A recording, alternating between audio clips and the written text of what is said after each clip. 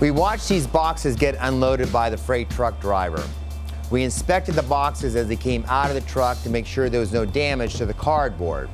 Everything looks good. Now we're going to actually do what's called an unboxing. We're going to take the crates and open them up, and then we're going to inspect the equipment again before we bring it into the kitchen and start using it. This is a critical time when you're receiving equipment. Right when you receive it, you should be inspecting it and making sure everything looks okay, because now is the time to report any damage that's seen. If we have received this and we put this into use, or we wait too long, then the manufacturer will not necessarily want to replace it. At this point, while it's still in the loading dock, we have an opportunity to inspect everything and make sure it's right before we're the final receiving and putting it into use.